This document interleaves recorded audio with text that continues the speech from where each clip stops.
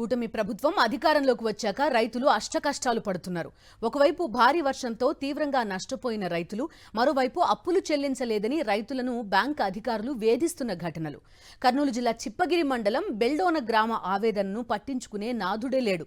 Loan తిరిగి చెల్లించడం లేదంటూ రైతులను సహకార బ్యాంక్ అధికారులు వేధింపులకు గురి చేస్తున్నారు. గ్రామానికి చెందిన 4 రైతులు స్థానిక సహకార బ్యాంకులో లోన్ తీసుకున్నారు.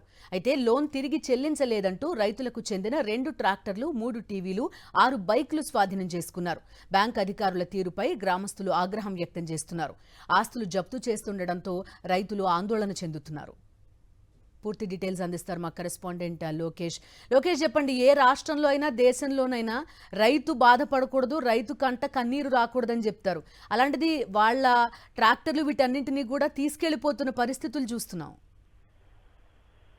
అదే బిందు, ఈ యొక్క కూటమి ప్రభుత్వం అధికారంలోకి వచ్చిన తర్వాత ఈ యొక్క పరిస్థితి వచ్చిందని రైతులు ఎంతో ఆవేదన వ్యక్తం చేస్తున్న పరిస్థితి కనపడుతుంది. ఏదైతే రైతుల మెడలపై రీకవరీ ఖర్చు పెట్టి రైతు ఇళ్లలో తనిఖీలు నిర్వహించడంపై రైతులంతా ఆందోళన చెందుతున్న పరిస్థితి కనపడుతుంది. బకాయిలు చెల్లించలేదని ఏ వస్తువు కనపడితే ఆ వస్తువుని లాక్కొని వెళ్తున్న పరిస్థితి కనపడుతుంది. మనం గమనిస్తే ఈ యొక్క వడ్డీ వ్యాపారుల కన్నా చాలా ఘోరంగా ఈ యొక్క బ్యాంక్ అధికారులు వ్యవహరిస్తున్న తీరును రైతులంతా ఎంతో ఆవేదన వ్యక్తం చేస్తున్న పరిస్థితి కనపడుతుంది. గడువిస్తే రుణాలు చెల్లిస్తామని ప్రాధేయపడినా కానీ దయ చూపకుండా ఈ యొక్క ట్రాక్టర్లు కావచ్చు, వాహనాలు కావచ్చు, టీవీలు కావచ్చు, ఏ వస్తువు ఖరీదైన వస్తువు ఉంటే ఆ వస్తువుని ఈ యొక్క బ్యాంక్ అధికారులు అయితే తీసుకోబోతున్నారు. ఇక కర్నూలు జిల్లా అంటేనే కరువు యొక్క జిల్లాగా చెప్పుకోవచ్చు. అసలే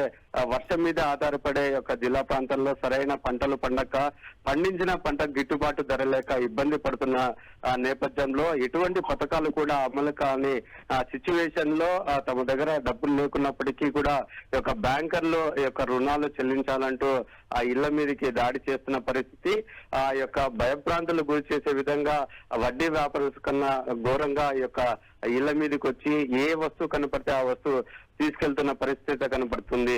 ఆ రైతు అంటే రాజే అని చెప్పేసి చెప్తున్న నేపథ్యంలో రైతులను దొంగలుగా చూస్తూ ఈ యొక్క ప్రభుత్వము వ్యవహరిస్తున్న తీరును రైతులైతే ఎంతో ఆవేదన వ్యక్తం చేస్తున్న పరిస్థితి కనపడుతుంది. ఈ యొక్క కర్నూలు జిల్లాలోని ఈ యొక్క గ్రామంలో చూసుకున్నట్లయితే సుమారుగా 150 మంది దాకా రైతులను వాళ్ళు ఐడెంటిఫై చేశారు. ఈ యొక్క అప్పులు చెల్లించాలంటూ వాళ్ళ ఇళ్ల మీదకి వెళ్తున్న పరిస్థితి కనపడుతుంది. Okay Lokesh, thank you.